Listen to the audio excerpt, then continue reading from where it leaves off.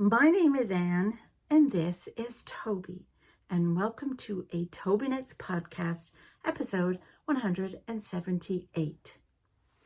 If you're new here, grab a tea, a coffee, water, or a beverage of your choice and get comfy, because today we're talking about knitting and crocheting. So what are your plans for 2025? Do you have any? Or are you just winging it? Do you have a Make 9? I've often seen them, but I'm not really sure I could stick to just 9 projects I'd like to make. And a lot of the ones that I think I would like to make are sweaters and cardigans and such. They're big projects, and this year's the year of the smalls, so I don't really want to make one of those.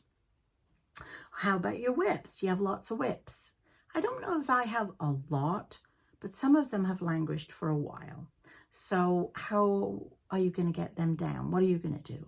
I am going to use the Gideon method again. I did it last year for about 6 months. It worked very well for me, and I'm going to use it again this year.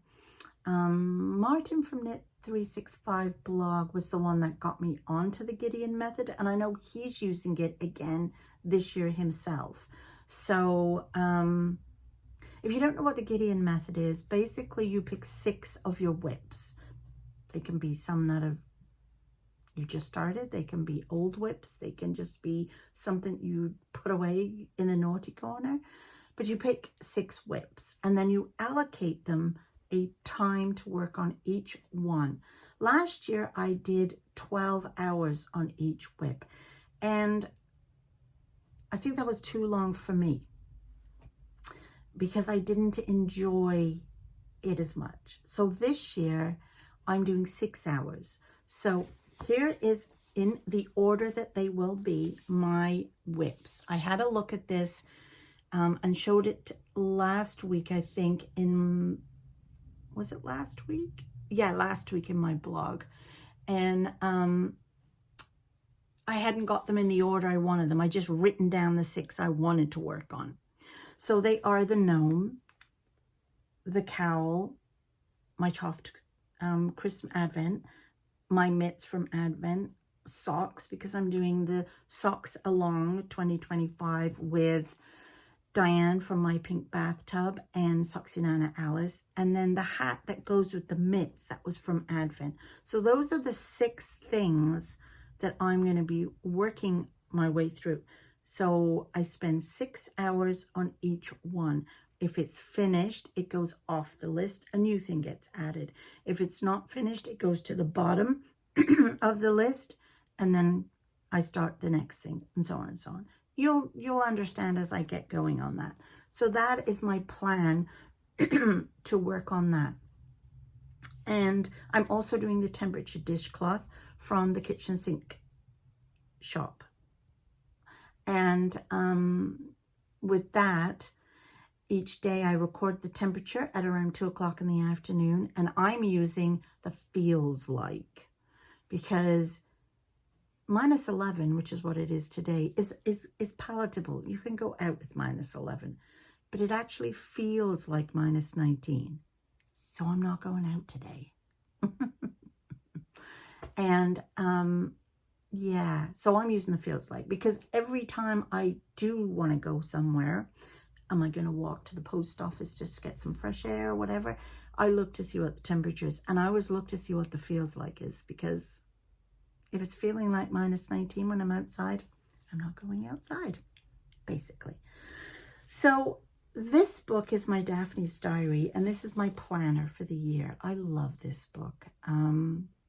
Jeanette from Crafty Clegs got me onto Daphne's Diary stuff, and I used the planner last year and absolutely love it. Each of the weeks comes with a little note section, so that's where I plan the projects I'm going to work on this week, any new things, if I need to wind up yarn, if I need to go to the doctors, the dentist, go do groceries, everything goes in here. This is the planner. And so this is where I sit on a Sunday and plan the next week. Now, to actually keep track of what I'm doing, because with the Gideon method, it's floating, it's moving, it's going quickly. I have got this fabulous book to keep track of.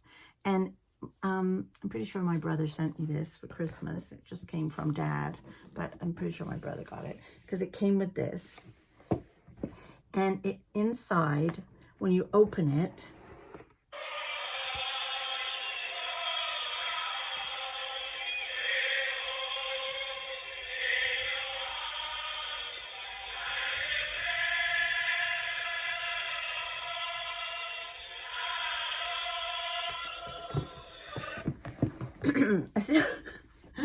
Leo loved that when he was here. He kept opening the box just to listen to it. I have to teach him the words.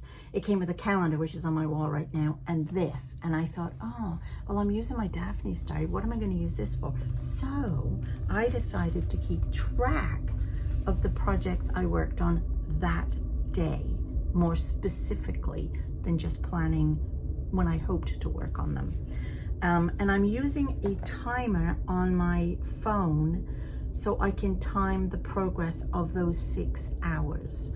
And it's just called Timer Plus. I think I have an Apple phone, so I don't know if it's just an Apple product, but you can set different timers with date names, so I know which one is which. But of course, I'm only working one at a time.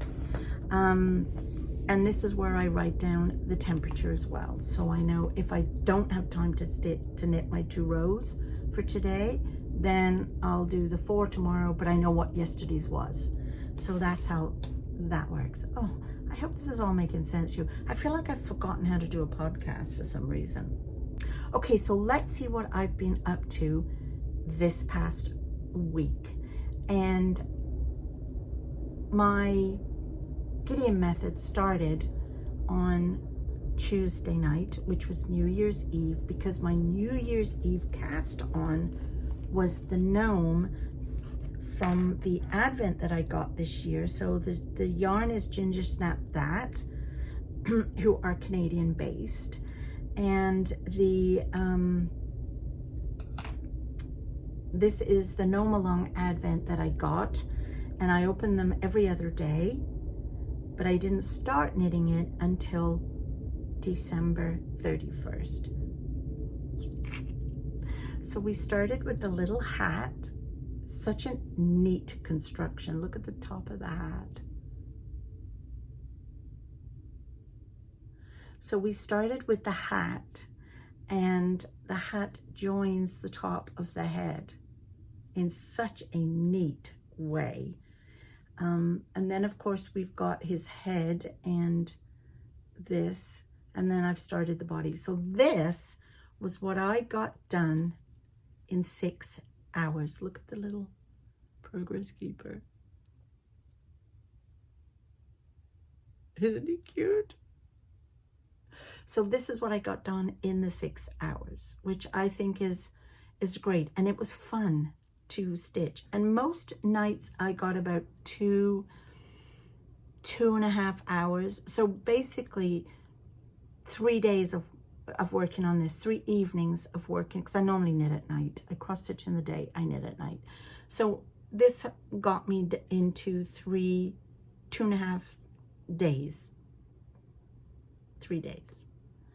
And it's kind of nice to just work on one project for 3 days in a row and then switch. So this now is was the first project I worked on. It was the gnome. I don't know if should have changed the needle size. I'm still using 2.25. We did that for the hat, but then we didn't change it for the body, which I thought was a bit odd, but I shall just go and carry on. So that I'm enjoying immensely, and that was the first of the Gideon method. So now that gets put away until it's its turn again. So next is the Snowflake Cowl, and this is from Ellie Jones of Craft House Magic. This was the Advent that I got from her, 12-day Advent, and this was the one I opened every other day to the Gnome Advent, and it's a beautiful fade, and it's going to be lovely. So I cast this on Christmas Eve and had about 5 rows done. So there are 5 rows that were done, and then this is what I've got so far. You can see this one color faded into this one. I think we're doing like 18 rows before we change colors. These were 10-gram minis, and now I'm on the 3rd mini. Isn't this gorgeous? I absolutely love it. My friend Sue came over and brought me these stitch holders. So I love it. It is gorgeous. And I've got an hour and 50 minutes left of this before I start the next project, which will be the Toft dolls that I need to finish. But obviously I have to do this first before I can go to that.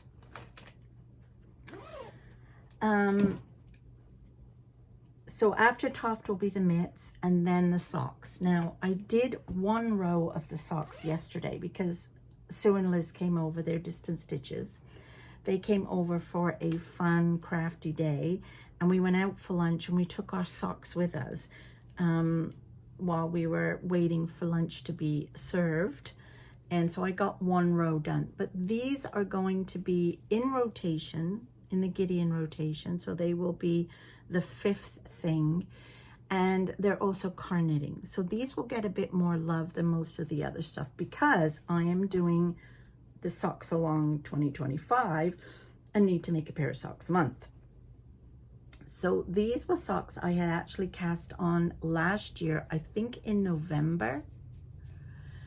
It could have been October, I'm not sure. And I started these. These are Knit Pick Static yarn in the colorway Cabot Cove, and they are self-striping.